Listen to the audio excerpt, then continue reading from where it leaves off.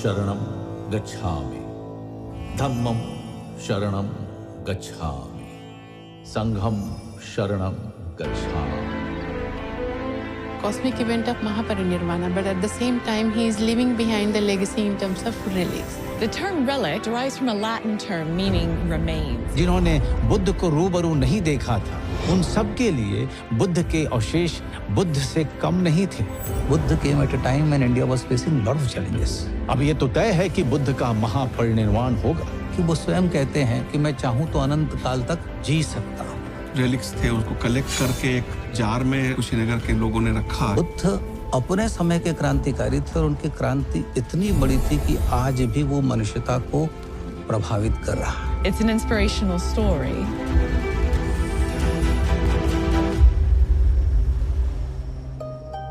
भारत अवतारों की धरती रही है. जाने कितने देवता, ऋषि मुनि, राजा, महाराजा और विद्वान इस धरती पर आए और अपने जीवन और विचारों से इसे संपन्न बनाया.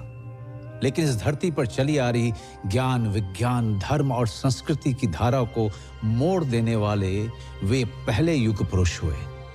उन्होंने जन्म इंसानों का लिया था, पदवी उन्हें महात्मा की मिली और सम्मान और दर्जा उन्हें भगवान का मिला.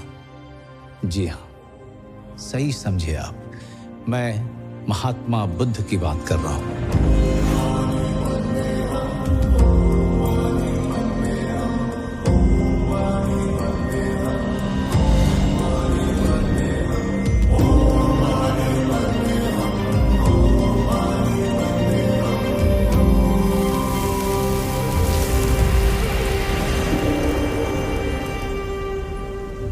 नमस्कार, मैं हूं मनोज वाजपेयी और आज मैं आपको सुनाने जा रहा हूं उस व्यक्ति की कहानी जिसका जन्म तो भारतवर्ष में हुआ, लेकिन उन्होंने भारत ही नहीं, दुनिया के इतिहास, भूगोल, दर्शन, आचार, विचार को पहले जैसा नहीं रहने दिया. महात्मा बुद्ध ज्ञान और विचार की ऐसी मशाल बन के उभरे कि सिर्फ भारत तक सीमित नहीं रहे.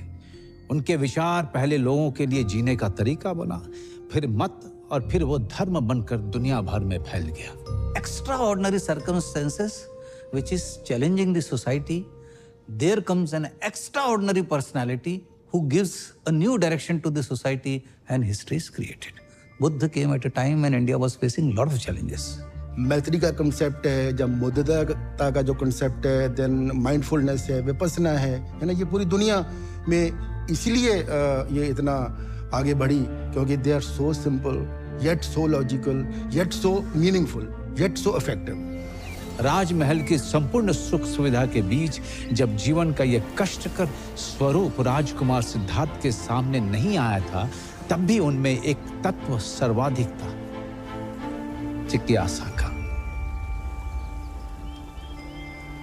जिज्ञासा सवाल में बदलती है, सवाल तर्क में परिणत होता है, तर्क अपनी कसौटी पर विश्वास को छानता है और उसमें अंधविश्वास को अलग कर देता है. ठीक यहीं पर बालक सिद्धार्थ के बुद्ध बनने का बीज पड़ चुका था. एक आगामी क्रांति की मौन शुरुआत हो चुकी थी. बुद्ध अपने समय के क्रांतिकारी थे और उनकी क्रांति इतनी बड़ी थी कि आज भी वो मनुष्यता को प्रभावित कर रहा है. बुद्धिस्ट फिलॉसफी इतनी लॉजिकल है और इतनी सटीक है, इतनी deep as well as intensive है, जो यूरोप की पोस्ट मॉडर्निज्म है, मॉडर्निज्म है, इनके साथ अगर उसको मैं कंपेयर करूं तो मुझे नहीं लगता कि वो कहीं टिकती हैं. बुद्ध अपने घर से निकलने के बाद ज्ञान के लिए बहुत भटके, मगर उन्हें ज्ञान मिला भी तो कहाँ? न काशी में, न प्रयाग में, न राजधानी में, न जंगल में. उस गया में जो जिंदगी नहीं, मृत्यु के संस्कार, पिंडदान के शहर के रूप में मशहूर था. तो इस गया में एक पीपल के पेड़ के नीचे बुद्ध निर्वाण या ज्ञान पाते हैं. इसी कारण वो स्थान बोध गया कहलाता है. वहां से वो काशी के पास सारनाथ पहुंचे और जहां उन्होंने अपनी पहली शिक्षा दी और धम्म की स्थापना करी. जीवन चला जाता है, उसके निशान शेष रह जाते हैं. बुद्ध के जाने के बाद जो व्यापक रिक्तता या खालीपन पैदा हुआ, उनके फॉलोअरों ने उसे उनके रेलिक्स यानी अवशेषों से भरा. जिन्होंने बुद्ध को रूबरू नहीं देखा था या जिन जगहों पर बुद्ध जा नहीं पाए थे, उन सब के लिए बुद्ध के अवशेष बुद्ध से कम नहीं थे। बुद्ध के 3 तरह के अवशेष मिलते हैं। पहला शारीरिक यानी बॉडीली रेलिक्स, इसमें बुद्ध के शरीर की राख या उनके बचे हुए अंग आते हैं। दूसरा पारिभौगिक यानी कॉन्टैक्ट रेलिक्स, और तीसरा उद्देश्य या धम्म रेलिक्स। यहां प्रश्न यह भी उठता है कि जिस बुद्ध ने जीवन भर त्याग किया, राजपाट छोड़ा, परिवार छोड़ा, वे शिष्यों को अपने अवशेषों के संग्रह और उसके दर्शन के बंदोबस्त का निर्देश क्यों दे रहे हैं? असल में यही सवाल हमें भी इस कहानी तक लेके आई है। बात तब की है जब बुद्ध 80 साल के हो चुके थे। वे जीवन भर गतिमान रहे, जड़ नहीं रहे। ऐसे में यह कहां संभव था कि वो बैठे बिठाए महापरिनिर्वाण को प्राप्त होते। दुनिया अभी इससे अनजान थी, पर उन्हें यह मालूम था कि ये उनके जीवन की आखिरी यात्रा है। आनंद का रोल बुद्ध के जीवन में, उनके जीवन के आखिरी क्षणों में बहुत महत्वपूर्ण हो जाता है। उनकी लास्ट जर्नी में उनका मेंशन आता है बहुत प्रोमिनेंटली, और वो इस कॉन्टेक्स्ट में भी आता है कि वो सबसे आखिरी उनके बुद्ध के शिष्य थे जिन्होंने अरहतशिप, जिनको एनलाइटनमेंट प्राप्त हुआ था। आनंद और भगवान का संबंध कैसा है? उपस्थाक यानी पर्सनल अटेंडेंट। तो एक दिन भगवान ने कहा कि अब मेरी आयु हो गई है, मैं 60 वर्ष का हो रहा हूं, अब मुझे कोई उपस्थाक दिया जाना चाहिए जो निरंतर मेरे साथ रहे। एक एक कर सभी भिक्षु खड़े होते हैं और कहते, भगवान मैं आपका उपस्थाक बनूंगा। सिर्फ एक व्यक्ति खड़ा नहीं होता है जिसका नाम है आनंद। आनंद बैठे हुए हैं, भगवान के चचेरे भाई बैठे हुए हैं, वो खड़े नहीं होते। तो सबने आनंद की ओर देखा तो आनंद खड़े हुए कि मैं भगवान का उपस्थाक बन सकता हूं, लेकिन मेरी कुछ शर्तें हैं। एक शर्त कि भगवान, कोई यदि आमंत्रण मेरे पास आए और मैं उस आमंत्रण को स्वीकार करूं तो उस आमंत्रण को आप स्वीकार करेंगे, वरना मेरी कौन सुनेगा। भगवान ने कहा ठीक है, मैं स्वीकार करता हूं। और एक बात, आप अपने भोजन में से मुझे भोजन नहीं देंगे। क्यों? जाहिर सी बात है, ताकि और भिक्षु ये ना सोचें अरे आनंद ने ये काम इसीलिए चुना है कि आनंद को अच्छा भोजन मिलेगा। आप मुझे जहां हर जगह आपको आमंत्रण मिलता है वहां नहीं ले जाएंगे, ताकि और लोग ये ना सोचें कि आनंद ने ये काम इसीलिए स्वीकार किया है कि आनंद भगवान के साथ भोजन के लिए। आप मुझे श्रेष्ठ चिवर, अच्छा सिवर चुनकर नहीं देंगे। मैं जो वस्त्र भिक्षा मांगकर ले आऊंगा मैं वही पहनूंगा। तो कितनी सुंदर कथा है कि एक चचेरा भाई अपने भाई का उपस्थाक रहता है और जीवन का उसको कोई लोभ नहीं है। वो कितनी शर्तें भगवान के साथ रखता है कि किसी के मन में कभी ये ईर्ष्या न हो कि मैंने ये लाभ के लिए किया।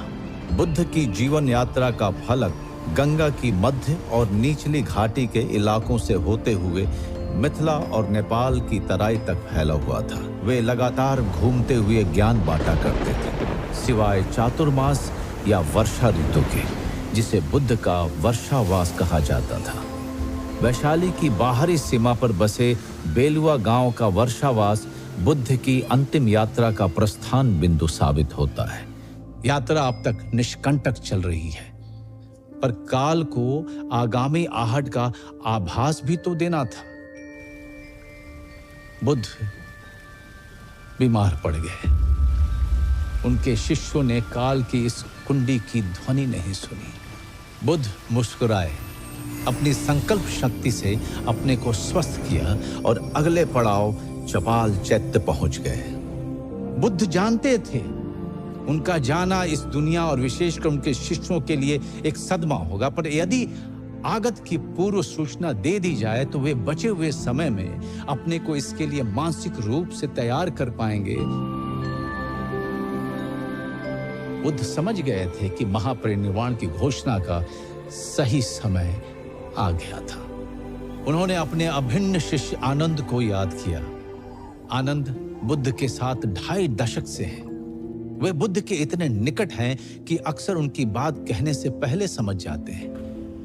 तो बुद्ध ने आनंद को बुलाया। बुद्ध उनसे कहते हैं, तुम बोलो तो मैं इस धरती पर तब तक रह सकता हूं जब तक ये धरती रहेगी।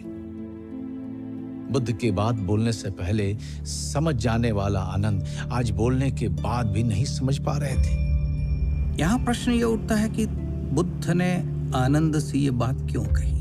कि वो स्वयं कहते हैं बुद्ध कि मैं चाहूं तो अनंत काल तक जी सकता हूं।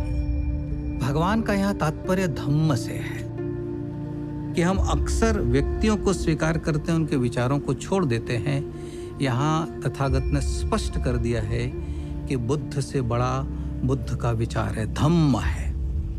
तो जिस अनंत काल तक की बात हो रही है वह धम्म के संदर्भ में हो रही है। आनंद उस बात को कंप्रीहेंड नहीं कर पाते हैं और वो इग्नोरेंट रहते हैं। Buddha repeated this for 3 times.